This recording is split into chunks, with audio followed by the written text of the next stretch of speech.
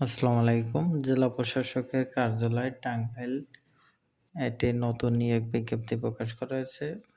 নিয়োগ বিজ্ঞপ্তিটি 22শে জুলাই প্রকাশ করা হয়েছে। এখানে কয়েকটি পদ রয়েছে। তো এখানে শুধু টাঙ্গাইল জেলায় স্থায়ী বাসিন্দাগণ আবেদন করতে পারবেন। তো প্রথমে যে পদগুলো রয়েছে অফিস সহকারী কাম কম্পিউটার মুদ্রাক্ষরিক 26 জন। তারপর ২ নম্বর নিরাপত্তা প্রহরী ১৬ জন, পরিচ্ছন্নতা কর্মী হচ্ছে ৪ জন।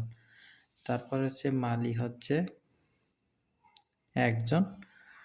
তারপর সার্কিট হাউস টাঙ্গাইল এখানে নিয়োগ দেওয়া হবে ৫ নম্বরে বেয়ারার ৬ জন। এখানে পাশে শিক্ষাগত যোগ্যতা দেওয়া রয়েছে, আপনারা এগুলো পড়ে নেবেন।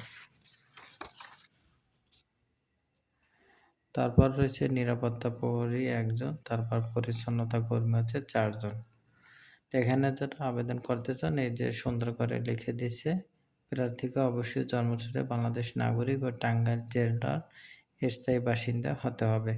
প্রার্থীর বয়স হবে 18/8/2026 তারিখে সর্বনিম্ন 18, সর্বোচ্চ 32 বছর হতে হবে। এখানে যারা আবেদন করবেন অনলাইনের মাধ্যমে আবেদন করতে হবে। এতে dctangail.teletalk.com.bd ওয়েবসাইটে যাবেন, তারপর একটা আবেদন ফর্ম পূরণ করবেন। আবেদনটি শুরু হবে 4/8/2026, শেষ হবে 18/8/2026 বিকাল 5টা পর্যন্ত। আপনাদের এখানে আবেদন করার জন্য কর্মী নম্বর 1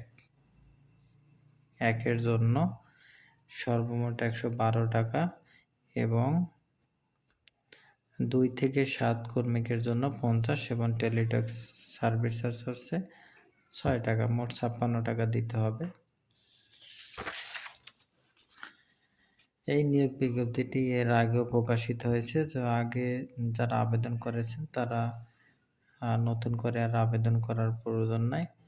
তারপর ২ নম্বর উপযুক্ত স্মারকের নিয়োগ বিজ্ঞপ্তি বাবুর্চি পদের ছাড়পত্রের মেয়াদ উত্তীর্ণ হওয়ায় জনপ্রশাসন মন্ত্রণালয় হতে নতুন ছাড়পত্র মঞ্জুর না হওয়া পর্যন্ত উক্ত পদে নিয়োগের কার্যক্রম স্থগিত রাখা হয়েছে।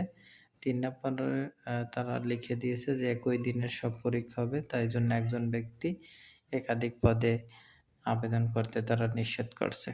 তো এই ছিল নিয়োগ বিজ্ঞপ্তিটি। ভিডিওটি ভালো লাগলে অবশ্যই লাইক, কমেন্ট, শেয়ার করবেন। সবাইকে অনেক ধন্যবাদ।